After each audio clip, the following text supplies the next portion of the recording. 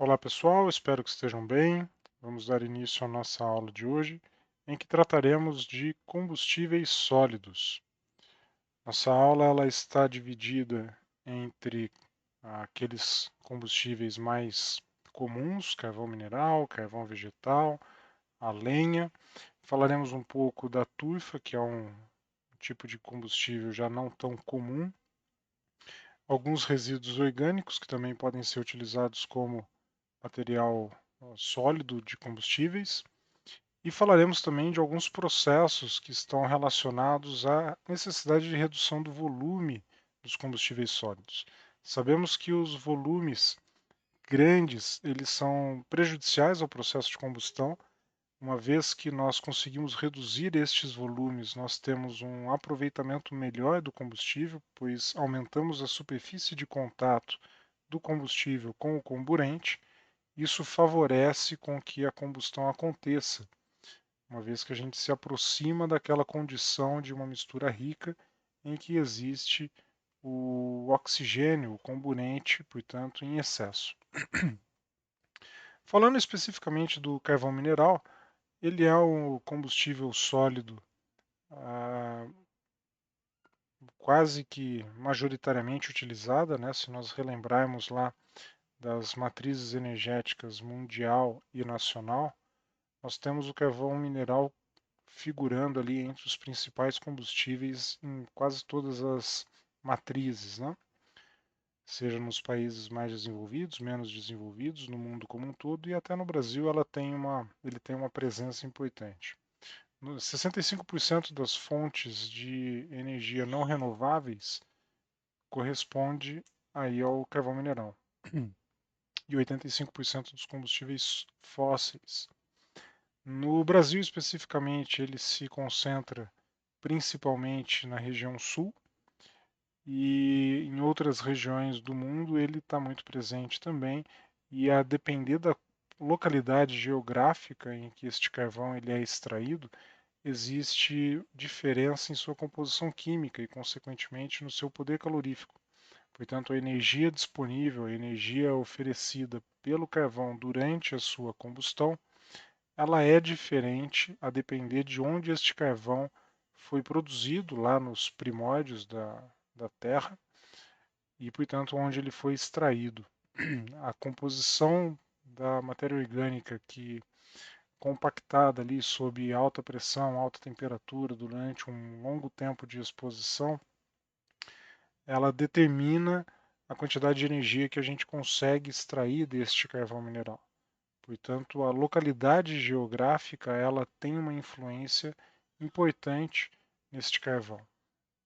Não necessariamente a localização geográfica atual foi a responsável pela determinação da composição química, mas a localização geográfica do passado, quando esse carvão foi formado. O carvão ele pode ser utilizado também como fonte de um combustível gasoso, que é o carvão vapor, que são os gases voláteis, né, a parte volátil do combustível, que quando aquecido a uma determinada temperatura se despreendem do sólido e esse percentual de vapor que se forma, de gás que se forma, melhor dizendo, ele pode ser empregado também como combustível. Aí, portanto, um combustível gasoso. Junto do carvão vapor, né, essa parte volátil que se despreende, também é possível fazer uso do coque.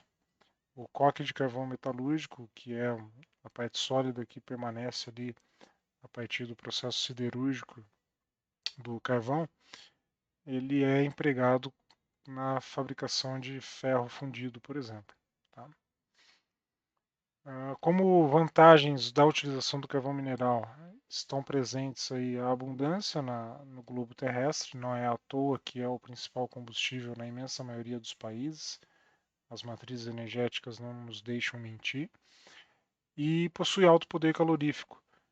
Ele, apesar das diferenças em sua composição química, por ser basicamente carbono, ele tem um alto potencial de geração de energia, portanto, alto poder calorífico. O carvão, quando reagindo com o oxigênio, ele tende a formar CO e CO2, a depender da disponibilidade de oxigênio, e, portanto, alta liberação de energia. Como inconvenientes, ele possui grande teor de enxofre. O enxofre ele é prejudicial. Ele, na composição química do carvão, ocupa espaço que poderia ser preenchido, poderia ser ocupado por carbono, e isso faz com que a produção energética seja menor. O enxofre também sofre a reação de oxirredução, portanto, também reage com o oxigênio, gerando óxidos e também produzindo energia. Porém, a produção energética é menor do que aquela produzida a partir da reação de combustão do carbono. E o enxofre ele tem dois grandes inconvenientes. Um deles é a capacidade de incrustar nas paredes metálicas das câmaras de combustão, assim como nas tubulações de condução dos gases produzidos pela combustão até a chaminé, até o seu descarte. E também a produção de chuvas ácidas. Os óxidos formados a partir da reação de combustão do enxofre, eles, quando em contato com a atmosfera em alta temperatura, podem reagir com a água, portanto com as moléculas de H2O. Nessa reação, o óxido de enxofre junto da água formam ácidos. Esses ácidos, quando precipitados, dão origem àquilo que nós chamamos de chuvas ácidas, portanto gerando aí problemas com lavouras, problemas com superfícies metálicas em que esse precipitado entra em contato, produzindo, portanto, superfícies corroídas. Que são justamente esses gases que aparecem aqui, né? Óxidos de nitrogênio, óxidos de carbono e os óxidos de enxofre, e esses sim provenientes aí da reação do enxofre com o oxigênio. E o alto teor de cinzas, a produção de cinzas bastante grande. Isso é um indício de que a combustão ela foi mecanicamente incompleta, uma vez que ficou ali resíduo que poderia ter sido melhor aproveitado, porém, em função das suas características, sua composição química, ocorre a formação de cinzas. Essas, porém, são utilizadas como matéria-prima nas usinas de cimento. Então, não é de todo ruim, porém, a produção energética acaba sendo menor e é um resíduo que precisa ser tratado. A vantagem é que existe um processo posterior que consome essas cinzas como matéria-prima. Sua utilização implica na necessidade de linhas ferrovias, né, para que linhas ferroviárias, portanto ferrovias, para que sejam transportados. São materiais extremamente pesados, de alta densidade, extraídos em grande volume, consumidos em grande volume. Portanto, é inviável qualquer outro tipo de locomoção que não seja por meio de ferrovias. Então, a sua locomoção, o seu transporte, ele ocorre por meio de ferrovias. O armazenamento pode ser feito tanto em áreas abertas quanto em áreas fechadas. É mais comum encontrarmos armazenamento em áreas abertas. E o processo de redução de grãos ele é fundamental para que se tenha o aumento da superfície de contato e, consequentemente, o favorecimento à formação de CO2 e, portanto, maior produção de energia. A maneira como são distribuídos dentro das usinas que o consomem, é basicamente aqui consumido em usinas termoelétricas, são movimentações mecanizadas por meio de esteiras, elevadores, pois a sua alta densidade impede que a movimentação ocorra de outra forma que não essas mais robustas. Então aqui uma imagem ilustrativa do carvão à esquerda. À direita nós temos ali dois caminhões de mineração fora de estrada para transporte desse material. À frente e atrás ali algumas reservas, à frente e atrás dos caminhões.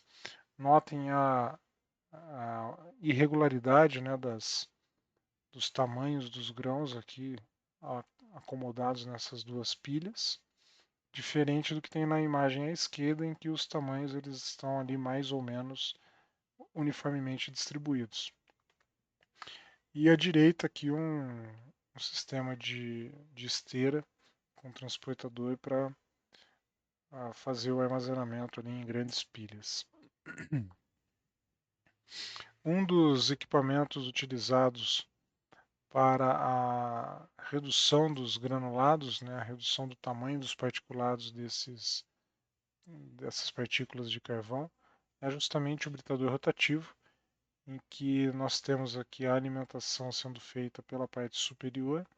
Ele possui um grande cone central que gira de forma excêntrica no interior aqui de uma estrutura cônica.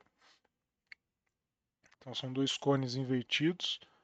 O cone externo ele é estático, porém ele permite ali, com o giro da parte externa, né, por meio de roscas, ele permite a regulagem da abertura entre o cone central e o cone externo. Essa abertura, que é anelar, ela basicamente define o tamanho dos grãos que por ali passarão.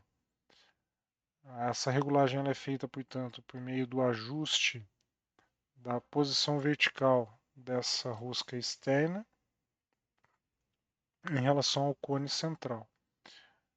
Normalmente esse cone ele é apoiado sobre uma,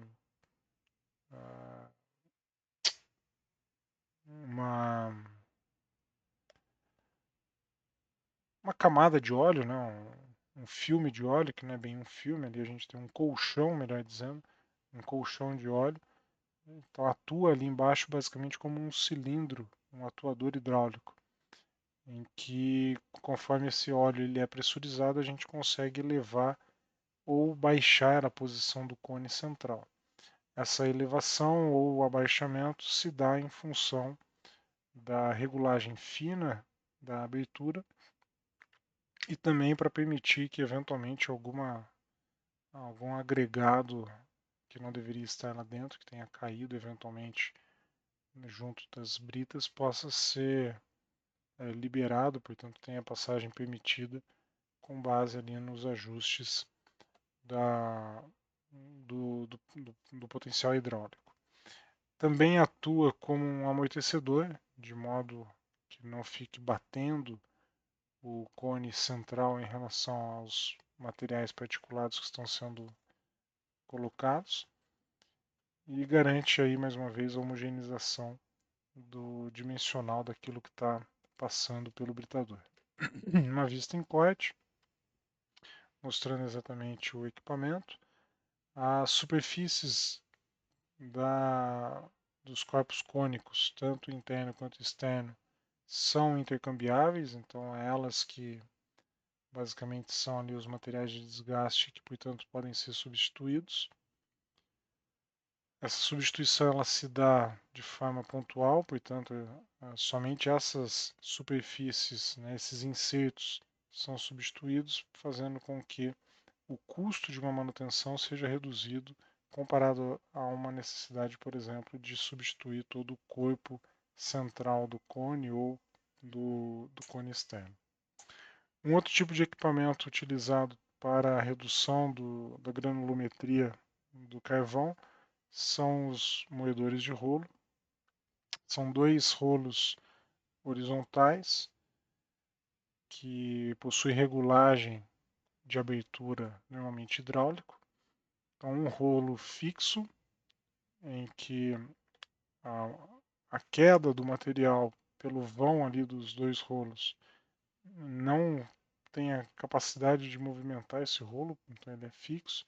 E o segundo rolo ele é móvel e a sua posição varia de modo a controlar a abertura entre os dois rolos para permitir a passagem do material a ser fragmentado. Esse ajuste ele é feito por meio de cilindros hidráulicos com acumuladores de pressão para que, se houver ali queda de pressão em função da grande diferença dimensional entre o material que está entrando e o material que está saindo, os acumuladores consigam compensar essa queda de pressão e garantir o posicionamento do rolo móvel em relação ao rolo fixo. E um terceiro e último equipamento aqui que nós abordaremos é o moinho a martelo. Ele possui na extremidade ali radial de um eixo circular vários martelos que vão literalmente colidindo ali, portanto o impacto entre o martelo e os grãos sólidos é o que permite a redução do granulado. E ao fundo, na parte inferior aqui do equipamento, existe uma tela cuja abertura é justamente a abertura desejada para os grãos, de modo a permitir que eles passem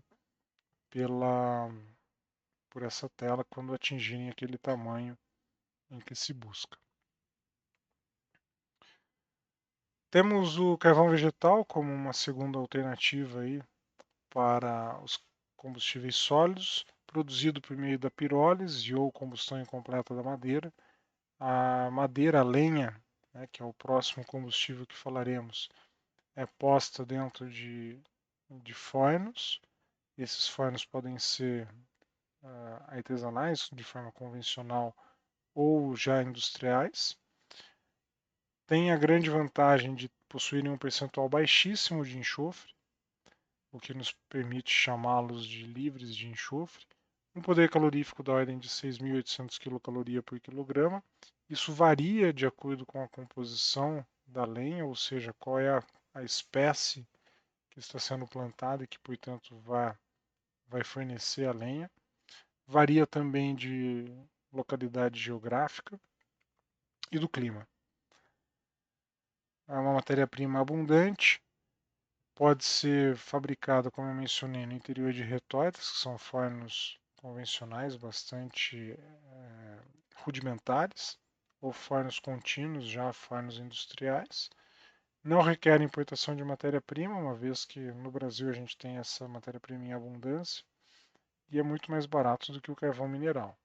Aqui nesta imagem nós temos à esquerda alguns fornos industriais, porém fornos individuais, que se assemelham no seu aspecto de funcionamento daquilo que está à direita, que são as retortas. Aquela casinha ao fundo é uma retorta de barro. A operação dela é justamente o enchimento do seu espaço interno com a lenha disposta ali nas laterais. É fechada a porta após a lenha entrar em combustão. E quando quando o oxigênio no interior dessa retorta, em função da porta fechada, esgotar, a combustão ela vai ser interrompida. Por isso, a combustão incompleta como procedimento para a formação da lenha, do carvão vegetal, perdão. E esse equipamento no centro, ele é um grande forno, um forno contínuo, em que se tem várias etapas pelas quais o carvão vegetal vai passando, então a lenha vai passando até formar o carvão vegetal. É considerado um forno contínuo, porque enquanto a gente tem lenha entrando numa extremidade, existe carvão saindo na outra. Emprego do carvão vegetal. Os veículos agrícolas, apesar de aparecerem aqui, eles são basicamente aqueles veículos antigos. Hoje em dia não se aplica mais carvão vegetal em veículos agrícolas. Na siderúrgica, podem ser utilizados como matéria-prima. Na zona doméstica, zona rural, a gente tem muito uso de lenha nas churrasqueiras e fornos, né? Fornos a lenha, pizzarias. O transporte também já não se vê mais equipamentos movidos a carvão, seriam aí as Maria Fumaça, por exemplo, mas ainda tem um ou outro veículo que são utilizados aí como atração turística e fazem uso eventualmente de alguma matéria aí orgânica como combustível, como é o exemplo do carvão vegetal. Como fatores adversos, a fragilidade desse carvão, Todos sabemos o quão frágil é um carvão quando a gente compra e vai utilizá-lo para fazer um churrasco, por exemplo. Ele é muito quebradiço e, além de ser quebradiço, as mãos estão sempre sujas, né, com o carvão. Isso é o que a gente chama de finos de carvão. Ele se desprende muito facilmente e, quando se despreende ali nas nossas mãos, basicamente fica carbono. Carbono tem potencial energético e, portanto, acaba sendo um desperdício. E assim como o carvão mineral, o carvão vegetal ele também possui alto teor de cinzas e que joga aí como uma, eh, uma como eu posso dizer, uma desvantagem, né, da utilização desse material, desse combustível. A lenha, que é a matéria orgânica, matéria-prima do carvão vegetal. Se o carvão vegetal é abundante, a lenha, por sua vez, também o é, já que ela é utilizada como matéria-prima para a formação de carvão vegetal. É uma fonte renovável, portanto, a gente consegue replantar. Né, uma vez que foi extraída a lenha, a gente pode replantar. Possui baixíssimo investimento. Hoje em dia já não se pode fazer tanto essa afirmação, porque os maquinários para a sua extração são extremamente caros. Matéria, mão de obra, ela passou a ser extremamente capacitada, portanto com um custo elevado. Mas no passado era sim uma matéria orgânica e um combustível de baixíssimo investimento. Permite crescimento em topografias desfavoráveis, portanto não depende de uma área plana, é possível trabalhar em áreas inclinadas, por exemplo. E, diferente do carvão, a lenha produz poucas cinzas, então ela tem uma produção menor de cinzas. Empregadas na produção de calor, nas indústrias de celulose e moveleira, também na química e na construção civil. Bom, falamos há pouco sobre os processos utilizados para o carvão mineral no sentido de torná-los menores, né? Aqui a gente vai falar de pelletização, que ela tem uma característica um pouco contrária. Ela parte de material extremamente pequeno, pó, cavaco, aqueles farelos, e os compactam para conseguir obter corpos um pouco maiores, que são os pellets. Processo similar aqui é a produção de ração para o gado. A matéria orgânica ali decomposta na forma de pó, um bagaço de cana-de-açúcar, por exemplo, ele pode ser compactado em pequenos pellets, misturado obviamente com outros nutrientes para se tornar ração bovina. Esses pellets eles também podem ter aplicação industrial, como por exemplo a própria alimentação.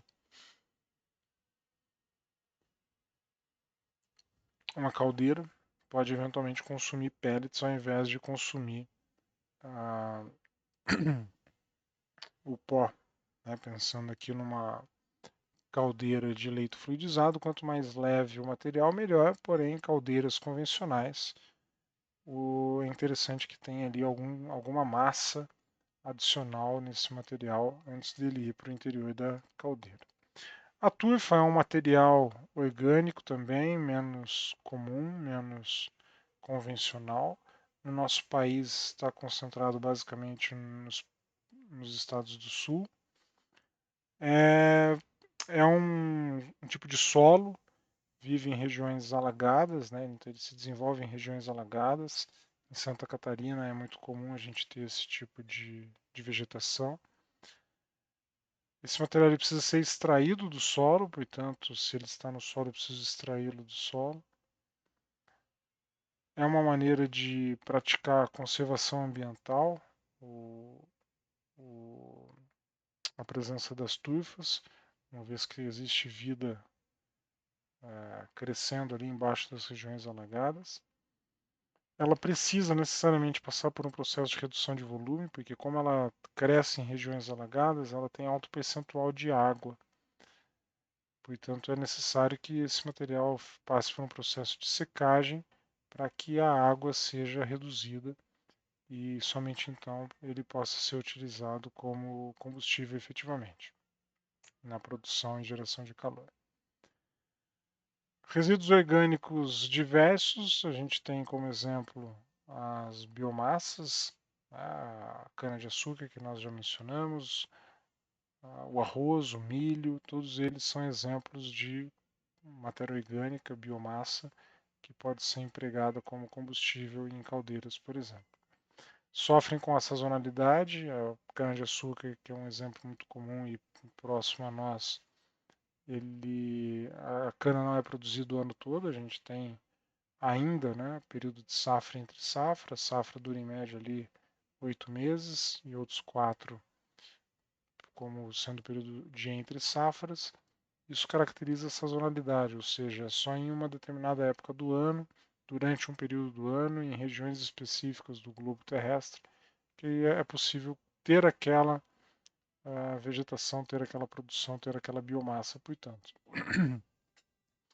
O transporte, a gente verifica, né, que é complicado, são feitos por grandes caminhões, eles ocupam muito espaço nas rodovias, geram algum tipo de transtorno em função da baixa velocidade de tráfego, trafegam normalmente somente à noite, de madrugada, para que não prejudiquem tanto o tráfego durante o dia. E, portanto, aí caracteriza uma dificuldade adicional no transporte que precisa ser contornado.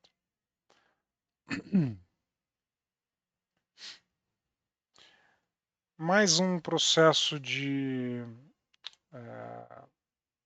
compactação, aqui não necessariamente para se ter a aplicação direta do combustível, mas por uma negociação entre duas empresas, às vezes se faz necessário compactar o material que está sendo negociado para melhor aproveitamento dos caminhões, por exemplo, dos espaços internos dos caminhões. É muito comum que usinas da nossa região comercializem bagaço de cana-de-açúcar. A comercialização desse bagaço deixou de ser feita por meio da vamos encher aquele caminhão, cobrir com uma lona e colocá-lo na rodovia para rodar.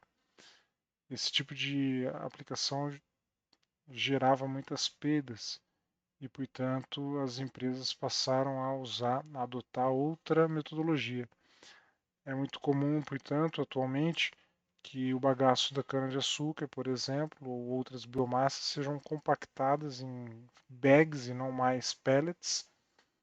Esses bags podem se assemelhar, por exemplo, a esse material reciclável que está sendo aqui extraído da prensa nessa imagem à esquerda, para que se favoreça o transporte.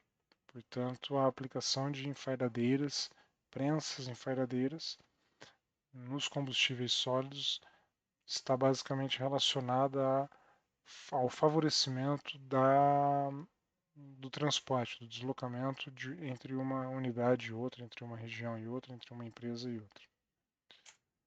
E por fim, finalizamos a aula. Espero que tenham aproveitado, que tenham compreendido. Nos vemos em nossa próxima aula, em nosso próximo encontro. Até lá.